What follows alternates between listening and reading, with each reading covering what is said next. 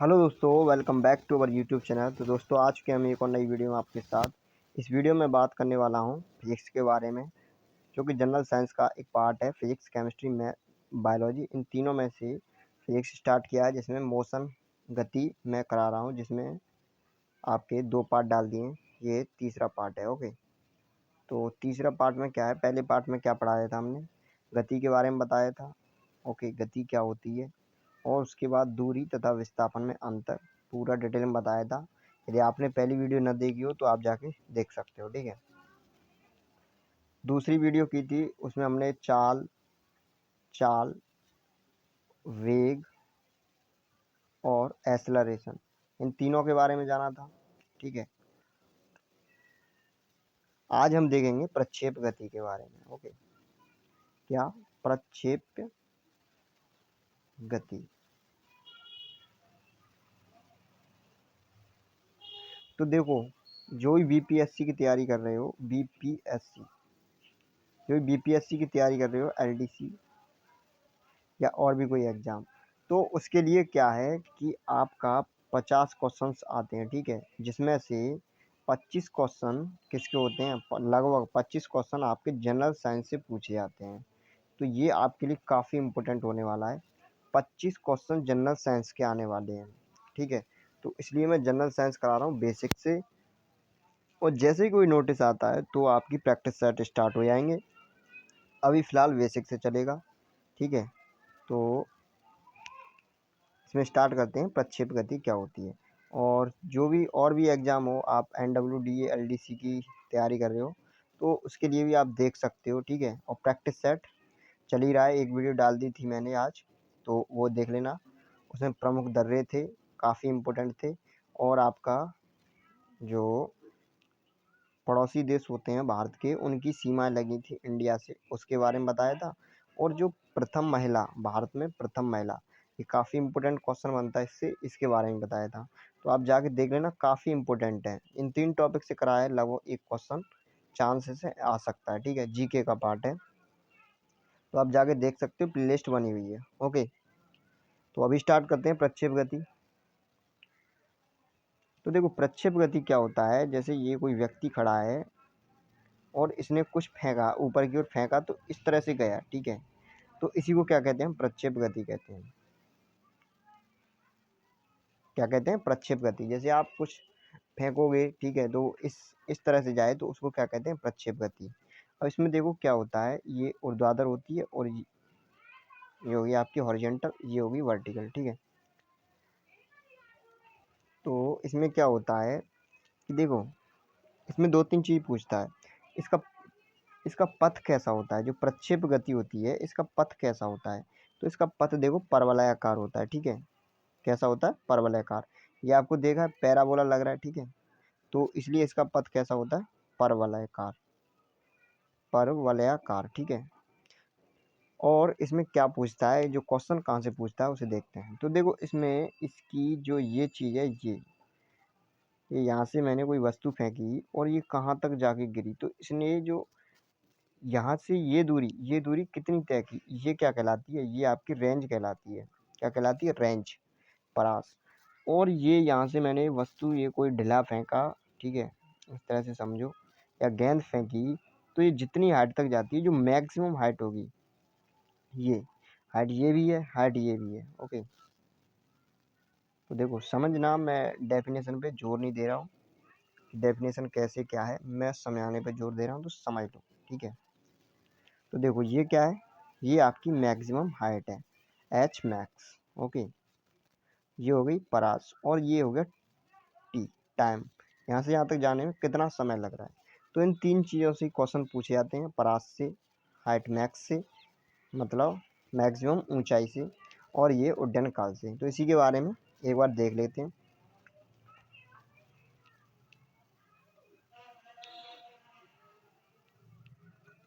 तो देखो, इसमें क्या है, H max, H max, maximum height कितनी होती है, u square sine square theta by 2g। Okay, तो ये फॉर्मूला याद कर लेना, you square sine square theta by 2g।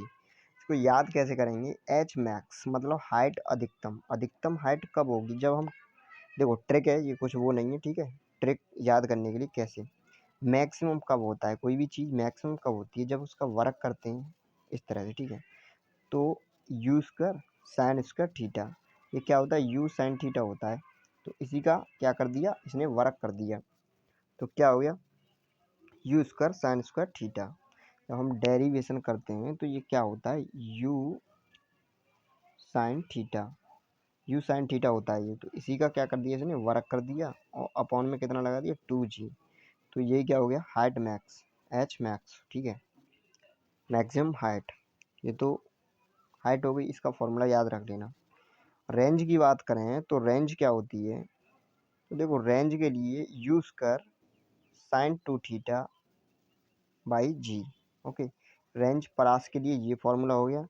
और आपका जो समय होता है टी, तो टी बराबर 2u साइन थीटा बाई जी, इसके लिए ये फॉर्मूला होता है। तो इनसे क्वेश्चन पूछता है, तो क्वेश्चन देख लो एक, ठीक है, सिंपल पूछता है, ठीक है। जैसे मैंने कोई भाला फेंका, ठीक है, मैंने कोई भाला फेंका, ये क्वेश्चन है, ठीक है, एक भाला फेंका जिसकी जो चाल है वो 20 मीटर पर सेकंड है। प्रारंभिक वेग है वो कितना है, 20 मीटर पर सेकंड। और ये कितने एंगल से फेंका है मैंने, ये फेंका है 30 के एंगल से, ठीक है। तो पूछिए कि इसकी परास बताइए, क्या पूछिए, रेंज, परास, ऐसा है। जैसे यहाँ से भाला फेंका इस तरह से गया, तो ये पूछा है, ये वाली डिस्टेंस, तो ये क्या कहलाती है, परास कहलाती है। तो परास आर, रेंज के लिए मैंने क्या बताया था formula, u square sine 2 theta upon g, ठीक है। तो देखो जब भी कोई वस्तु फेंकते हैं तो किस एंगल से अगर हम फेंकें तो सबसे ज़्यादा दूर जाएगी, तो वो ये होता है एंगल 45। 45 से जब फेंकते हैं तो सबसे ज़्यादा दूर जाती है। अब कुछ नहीं, यहाँ पे वैल्यू पुट कर दो, यूज़ करके ये कितना रखूँगा, 20। तो 20 का क्या कर दूंगा मैं, वर्ग, यहाँ यूज़ करें तो 20 का वर्ग, तो 20 का वर्ग कितना होगा, 2 का वर्ग कितना हो गया 4, और एक जीरो तो 2 जीरो, तो कितना हो गया 4 पे 2 जीरो 400 साइन 2 थीटा। एक थीटा की वैल्यू कितनी है 30, तो 2 थीटा की वैल्यू कितनी हो जाएगी 60। तो साइन 60, साइन 60 की वैल्यू कितनी होती है, √3/2, कितनी होती है, √3/2 इंटू जी की वैल्यू कितनी होती है 10। बस हो गया सॉल्व, जीरो से जीरो काट दो, 2 से ये 2 बार, तो ये बचा 20, 20√3। आंसर कितना आ गया, 20√3। यही आपका आंसर हो गया, ये रेंज हो गई 20√3। अगर इसी क्वेश्चन में मैं क्या पूछता, कि आपसे पूछता कि इसका उड्डयन काल बताइए, तो उड्डयन काल के लिए फॉर्मूला क्या था, उड्डयन काल के लिए फॉर्मूला क्या था, 2u sine theta by 2 by g, ठीक है। तो इसमें वैल्यू रख दो, 2 इंटू यू की वैल्यू कितनी है 20, और साइन 2 थीटा, एक थीटा की वैल्यू 30, 2 थीटा की वैल्यू 60, साइन 60 का मान कितना होता है, √3/2, तो √3/2, और जी की वैल्यू 10, तो जी की वैल्यू 10, 10 दूनी 20, और 20 एकन 20, 20 से 20 कट गया, ओके। आंसर क्या बचा, 2√3, कितना बचा, 2√3। तो इस तरह से ये हो जाएगा उड्डयन काल। एच मैक्स पूछे, एच मैक्स पूछे, तो एच मैक्स में क्या है, देखो यू कितना दिया था, यू दिया था 20, और थीटा कितना दिया था 30, और मुझसे पूछा क्या है, एच मैक्स, एच मैक्स। तो एच मैक्स में क्या है कि इसका फॉर्मूला क्या होता है, u square sine square theta by 2g। तो इसमें क्या है, देखो यू की जगह मैं रखूँगा 2 का वर्ग, तो 4 हो गया, और एक जीरो है तो 2 जीरो हो जाएंगे, ठीक है, 400 into sine square theta, sine theta, तो साइन थीटा की वैल्यू कितनी आएगी, साइन थीटा की वैल्यू आएगी 1/2, तो साइन स्क्वायर थीटा तो कितनी हो जाएगी 1/4, ओके। 2g, 2 इंटू जी की वैल्यू 10, तो 10 से ये जीरो काट दो, और 2 से इसे 4 से इसे 4 काट दो, तो कितना बचा, देखो यहाँ पे बचा, ये हो गया 20, दोबारा लिखते हैं, 400 इंटू 1/2 इंटू 4 इंटू 10। ओके, अब देखो 4 से ये कट गया, 4 0 से 0 कट गया, तो कितना बचा, ये बचा 10, 10/2, तो आंसर क्या आ गया आपका 5। 10/2 कितना आ गया आंसर 5। ठीक है, तो इस तरह से क्वेश्चन है। अब आगे देखते हैं। अच्छा, ये भी बोल सकता है कि आपकी जो रेंज है वो 2 टाइम्स एच मैक्स, वो क्या बोल सकता है कि जो आपकी परास है वो जो हाइट है, मैक्सिमम हाइट उसके 2 गुने के बराबर है, तो आप थीटा की वैल्यू बताइए। तो निकाल सकते हो, आर की वैल्यू पुट कर दो, यहाँ पे एच मैक्स की वैल्यू पुट कर दो। वैल्यू कहाँ से लाओगे, इसका फॉर्मूला, आर का फॉर्म एच मैक्स का फॉर्मूला क्या होता है, u square sine square 2 theta, sine square theta by 2 g. और आर का क्या होता है, u square sine 2 theta, sine 2 theta by g. ठीक है, तो इसमें क्या है, जी से जी कैंसिल हो गया आपका, और साइन थीटा से ये साइन 2 थीटा है। ठीक है, और यू स्क्वायर से यू स्क्वायर हो गया। अब यहाँ पे क्या बचा, साइन 2 थीटा, और यहाँ पे साइन स्क्वायर थीटा। तो यहाँ पे लिखता हूँ मैं, ठीक है, एक बार क्या बचा, साइन 2 थीटा, साइन, रुको, साइन 2 थीटा और साइन थीटा, ये बचा ना।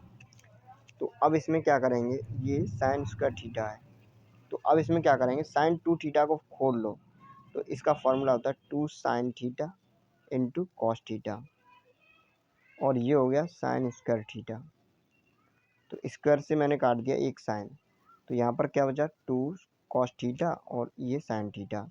तो अगर मैं कॉस थीटा को इधर बट्टे में लिख दूँ, कॉस थीटा, तो ये क्या बन गया, साइन थीटा बट्टे कॉस थीटा, क्या हो गया, ये हो गया टेन थीटा। और टेन थीटा की वैल्यू इधर कितनी दी है, 2।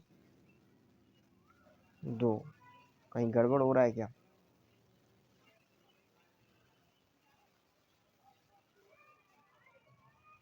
देख लो। मतलब कंसेप्ट बिल्कुल यही है, इसमें अगर कहीं कैलकुलेशन में गड़बड़ हो तो ठीक है, वरना ये कैसे आ जाएगा आपका, टेन इनवर्स 2 हो जाएगा, टेन इनवर्स 2 थीटा की वैल्यू। ओके, इस तरह से हो जाएगा।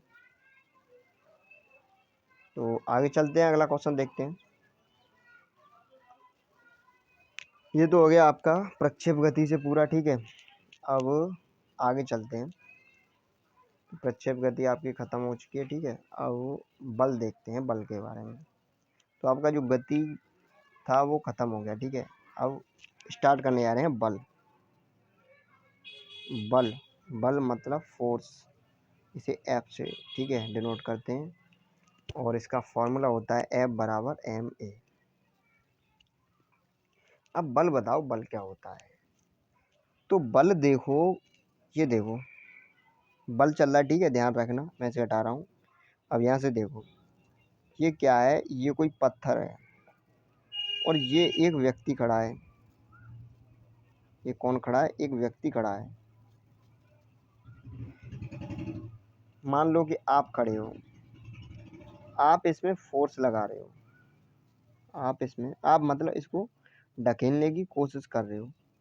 आप चाह रहे हो हाथों से बल लगा के या किसी से भी बल लगा के कि ये यहाँ से हटकर इधर पहुँच जाए, इधर पहुँच जाए। ठीक है, अब ये चाह रहे हो कि यहाँ से हट के यहाँ पे पहुँच जाए। ठीक है, तो मैंने इस पे बल लगाया और ये यहाँ से उठकर यहाँ पर आ गया। ठीक है, लुढ़क कर यहाँ पहुँच गया। ठीक है, और एक कंडीशन ऐसी भी है कि ये नहीं उठकर वहाँ पर पहुँचा। ठीक है, मतलब ये यहीं की यहीं रहा। तो यहाँ से समझो, देखो मैं समझाता हूँ इसमें क्या है। देख, बल वह बाहरी कारक है जो किसी भी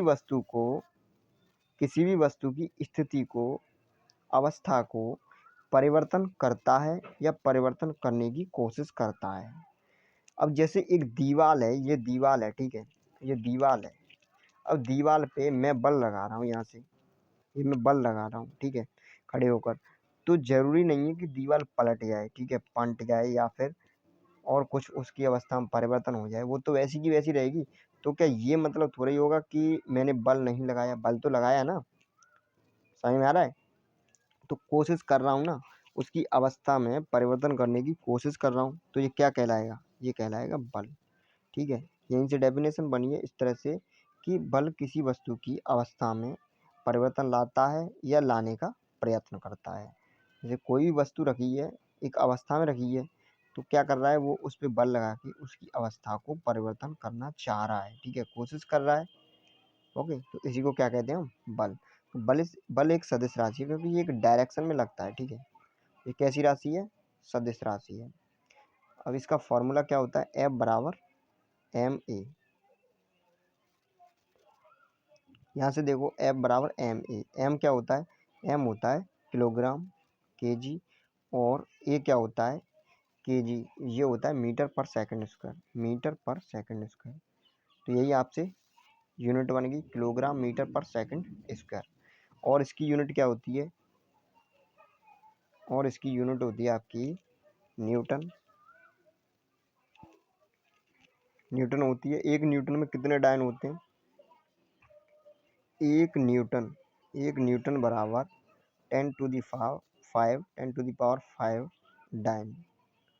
तो एक न्यूटन में 10⁵ डायन होते हैं। ठीक है, तो ये तो आपका हो गया बल। अब चलते हैं आगे। अब आगे क्या है, आगे है गति संबंधित न्यूटन के नियम। तो न्यूटन ने 3 नियम दिए थे। न्यूटन का प्रथम नियम जो कि जड़त्व का नियम था, द्वितीय नियम और तृतीय नियम। ठीक है, द्वितीय नियम से क्या था, इक्वेशन बनती है, और प्रथम नियम से ये जड़त्व का नियम है। जैसे जड़त्व का नियम क्या है, प्रथम नियम। ठीक है, मैं लिख रहा हूँ न्यूटन की गति का प्रथम नियम। ये क्या है, न्यूटन की गति का प्रथम नियम। इसमें इसको हम क्या बोलते हैं, जड़त्व का नियम भी बोलते हैं। क्या बोलते हैं, जड़त्व का नियम भी बोलते हैं। ठीक है, या गैलीलियो का भी बोलते हैं, इसे गैलीलियो का भी नियम बोलते हैं। ठीक है, गैलीलियो,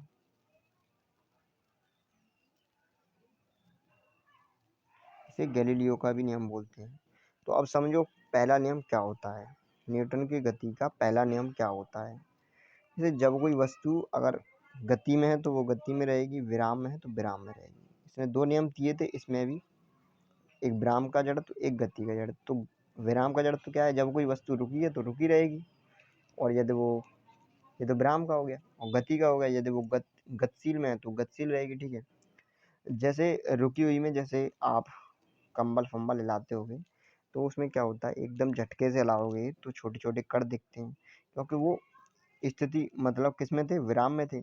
और एकदम मैंने उसे गति में लाया तो वो ऊपर विराम में ही रह गए और कंबल नीचे की तरफ चला गया। तो उसको क्या कहते हैं हम, गति की जड़त्व का, गति का पहला नियम। ठीक है, न्यूटन के गति का पहला नियम या जड़त्व का नियम। तो ये तो विराम का जड़त्व का नियम हो गया। जैसे अचानक गाड़ी, जैसे हम खड़े हैं, अचानक गाड़ी चलने लगी तो एकदम झटका सा पीछे को लगता है। ठीक है, क्योंकि वो विराम में थी। ठीक है, तो इस तरह से आपका ये होता है जड़त्व का नियम। और गति के नियम में जैसे गाड़ी है, चल रही है, अचानक ब्रेक लगी, तो पहले तो गति में थी, अब क्या हो गया, अब वो रुक गई एकदम अचानक। तो क्या होता है, आगे की ओर झटका लगता है, आगे गिर जाते हैं। ठीक है, तो वो हो गया गति का जड़त्व। और न्यूटन की गति का दूसरा नियम क्या है, दूसरा नियम है एफ बराबर एम ए। ठीक है, इससे ये इक्वेशन प्राप्त होती है, हमारी दूसरे नियम से इक्वेशन बनती है। ठीक है, जैसे क्या होता है दूसरे नियम में, ये कहता है कि जो संवेग परिवर्तन की दर होती है सेकंड। ठीक है, जो संवेग परिवर्तन की दर, संवेग परिवर्तन की दर किसके बराबर होती है, बल के बराबर होती है। ये कहता है बस, और कुछ नहीं। तो संवेग परिवर्तन की दर देख लो एक बार, संवेग क्या होता है, p होता है। तो संवेग में परिवर्तन P2 - P1 परिवर्तन हो गया, ज़्यादा में से कम घटाएंगे। ठीक है, और दर दर का मतलब होता है टी, बट्टे में आ गया। और संवेग परिवर्तन की दर किसके बराबर होती है? बल के। तो बल क्या है? एफ। देखेंगे एफ के बराबर आता है कि नहीं आता है, ठीक है। तो यहाँ से देखो स्टार्ट करते जाओ। पी क्या होता है? M B.